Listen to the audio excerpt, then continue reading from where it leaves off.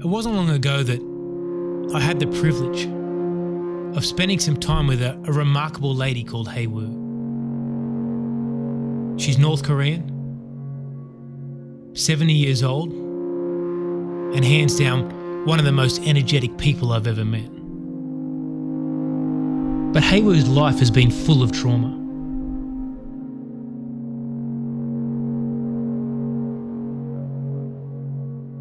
In 1997, in the midst of a great famine in North Korea, Hey Woo's daughter, in her mid-20s, starved to death in her own home. Hey Woo's husband escaped to China. He found God. But sadly, he was caught by the secret police. And 6 months later, he died in a North Korean prison camp. Hey Woo said to me, "I was shocked to hear that my husband had become a Christian. But instinctively, I knew that he had found the truth." It wasn't too long after this that Hey Woo herself escaped to China, and like her husband, through a series of events, became a Christian. Hey Woo was caught by the secret police. She was repatriated to North Korea and placed into a prison camp. As I spent time talking with Hey Woo about life in these prisons, death so rampant that bodies would lay on the ground for 3 or 4 days without being cleaned up. Stories of mental and physical abuse that would make you sick to the pit of your stomach.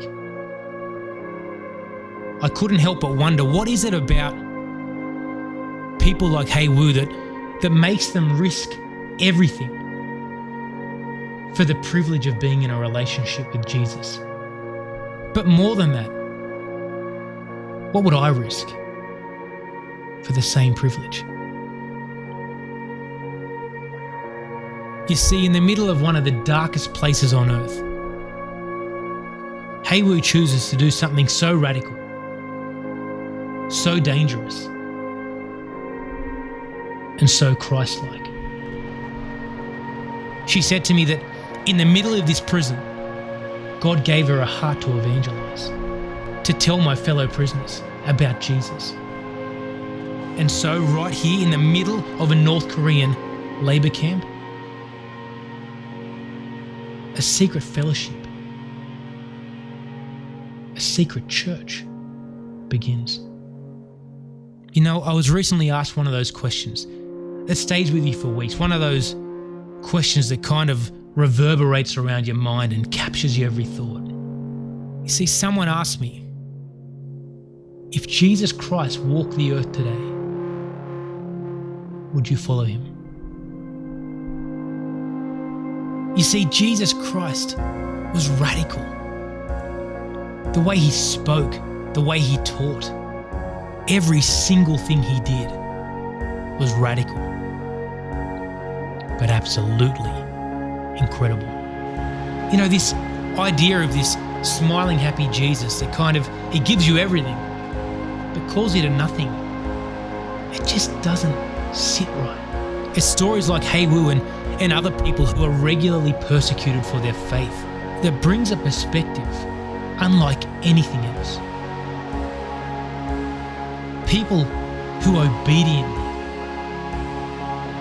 selflessly, and courageously follow Jesus. Hey Woo had a church in a place so putrid that no one dare go near them. Inside a prison, where if caught, you would be tortured and killed without exception.